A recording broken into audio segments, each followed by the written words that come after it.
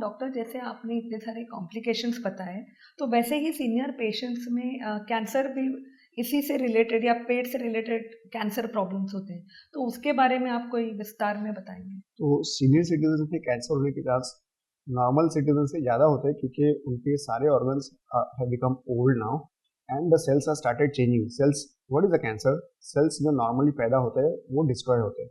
जब वो sales destroy नहीं होते तो एक गार्ड बना लेते हैं, उसको बोलते हैं ट्यूमर।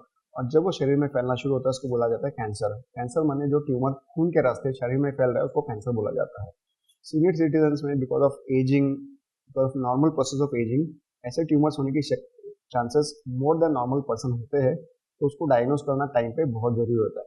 और सीनियर सिटीजन नॉर्मली पेट के कैंसर, लिवर के कैंसर्स, पैनक्रियास के कैंसर्स, गॉल ब्लैडर के कैंसर्स, इंटेस्टाइन जिसमें स्मॉल इंटेस्टाइन होती है, लार्ज इंटेस्टाइन होती है, उन दोनों एरिया के कैंसर इस ये पेट के कैंसर में गिने जाते हैं। इसमें से कॉमनली जो कैंसर्स है वो खाने पीने के गलत तरीके से ही होते हैं, या कुछ कैंसर जेनेटिक होते हैं, हेरिडिटरी होते हैं। जो पर नॉर्मली हम देखते हैं कि जेनेटिक और हेरिडिटरी जो कैंसर होते हैं वो यंग एज में आना शुरू होता है, 35 ईयर्स 45 ईयर्स ऑफ एज में। जो सीनियर सिटीजन में कैंसर होते हैं normally they are related to diet और some bad habits like tobacco chewing, alcohol intake, मिश्री लगाना। सिंपल गांव की औरतें दातून में मिश्री लगाते हैं। मिश्री is nothing but tobacco that can cause, definitely they can cause head face neck cancers but they can also cause lung and stomach cancers as well, क्योंकि वही टोबैको आपके पेट में जाके छाले पड़ते हैं और उसकी वजह से नॉर्मल जो लाइनिंग है सेल की वो चेंज होती है, उससे ट्यूमर बनते हैं। इसको डायग्नोज कैसे किया जाए इस पर बहुत सारा विस्तार से बात करना जरूरी है। सीनियर सिटीजन नॉर्मली ये शिकायत लेके आपके पास कभी नहीं आएंगे कि हमको तकलीफ हो रहा है, पेट में दर्द हो रहा है। वो अपना अपना जिंदगी निकालते रहते हैं, शेयर करते तो अपने फ्रेंड्स के साथ शेयर करते हैं, अपने घर में शेयर करना चाहिए उन्होंने। तो पेट में सीधा सिंपल सा पेट में दर्द होना, गैस बनना, इंटेस्टाइन में ब्लॉकेज की वजह से उल्टी होना, मोशन बंद हो जाना, खून दिखना ब्लड में या स्टूल्स में खून जाना, ये छोटी छोटी बातें हैं जो सीनियर सिटीजन को लगता है कि देखेंगे बाद में देखा जाएगा। पर अगर आप टाइम पे डायग्नोज नहीं करोगे तो ये फैल जाएगा पूरे शरीर में और इट विल बिकम इनऑपरेबल या मेटास्टेटिक कैंसर। तो उसको फैलने से रोकने के लिए you have to have a diagnosis.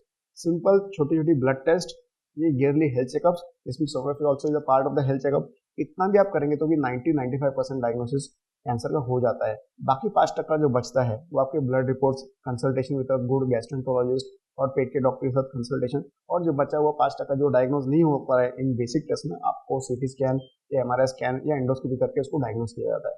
पर अगर आप टाइम पे सब चीजें करेंगे तो विल फाइंड दैट वो कैंसर भी आप ट्रीट कर सकते हैं, उसको ऑपरेशन भी हो सकता है। उसके बाद लगने वाली समझो कीमोथेरेपी, रेडिएशन थेरेपी, वो भी टाइम में कर लेंगे तो you can be free of cancer. तो ऐसा कोई कैंसर नहीं कि वो 100% फेटल ही होता है। आप टाइम पे डायग्नोज करेंगे स्टेज 1, 2, 3, 4, स्टेज 1 पे आप डायग्नोज करोगे तो वो स्टेज 2 पे नहीं जाएगा। स्टेज 4 माने it is not amenable for treatment. जो फैली हुई बीमारी है उसको स्टेज 4 बोला जाता है, जिसको सपोर्टिव या पैलिएटिव केयर ही दे सकते हैं। तो हमारा काम एज अ डॉक्टर है कि diagnose the cancer at stage 1, तो एट पेशेंट कम्स टू, आपने तुरंत जांच कर लिया, उसको सर्जरी करके निकाल सकते हो, उसको सर्जरी करके निकाला जाता है। पेशेंट डरते हैं कि हमको काट पीट करेंगे, तो आजकल लेप्रोस्कोपी का टेक्नोलॉजी ऐसा है जिसमें छोटे होल करके पूरा कैंसर बाहर निकाला जाता है। पेशेंट का रिकवरी फास्ट होता है, 3-4 दिन में पेशेंट घर भी चले जाते हैं। उसके बाद रिपोर्ट आने के बाद समझो उसको केमोथेरेपी लगता है, रेडिएशन थेरेपी लगता है, उसकी भी बहुत अच्छी सुविधा है आजकल।